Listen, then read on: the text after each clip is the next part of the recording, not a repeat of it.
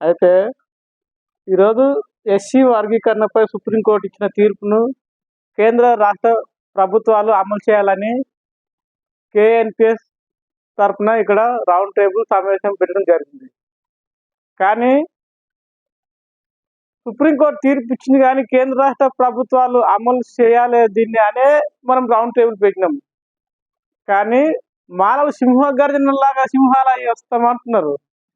అంటే వేల సంవత్సరాల క్రితము బ్రాహ్మణిజం చేసిన నిచ్చెన మెట్ల వ్యవస్థను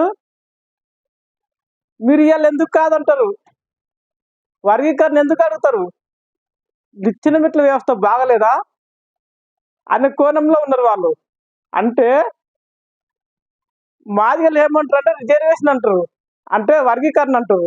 వర్గీకరణ ఇంకా ఏంటంటే ఉపకులాలు ఉన్నాయి.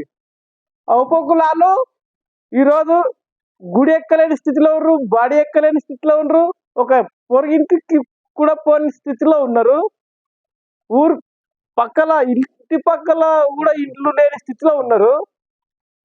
అదేనా మీరు కోరుకునేది? మాలలు బ్రాహ్మణ్యమే కదా మీరు కోరుకున్నది. మీరు మనవాదులే కాకపోతే వర్గీకరణకు అడ్డంకులు ఎందుకు మీకు? మీరు మనవాదాన్ని పెంపొందిస్తున్నారు, కానీ మేము ఆ మనవాదము మమ్మల్ని వేల సంవత్సరాల నుంచి అణిచివేసింది కాబట్టి మేము అణిచివేయబడ్డము. మేము ఇప్పుడు తెలుసుకుంటున్నాము, పైకి వస్తాం మరి మేము వర్గీకరణ అడుగుతున్నాము. మీరు అడ్డుకుంటారు అంటే మీరు ఎప్పటికీ గట్టి పెరిగితేనే ఉంటారా? మజ్జిగ అవసరం లేదా మీకు? మంది ఎక్కువైతే మజ్జిగ పలుస్తుంది అన్నట్టు వర్గీకరణ జరిగితే మీకు ఎక్కడ అది అవుతుందో అని చెప్పి మీరు వర్గీకరణను అడ్డుకుంటున్నామంటే అది సాధ్యం కాదు. ఎందుకంటే నీతి నిజైతే నిలుస్తుంది ఎప్పటికే, కానీ దౌర్జన్యము అప్రబుద్ధి ఎప్పటికి నిలవదు. మీరు మాదిగలు వర్గీకరణ చేయాలని తప్పుడు చేస్తున్నారు అని అంటున్నారు. మరి మాదిగ ఉప కులాల గురించి ఎందుకు మాట్లాడారు మీరు? మేము వర్గీకరణ తప్పని మాదిగలు అన్న మా అభిప్రాయము మేము తప్పుగా మీరు ఊహించుకుంటారు.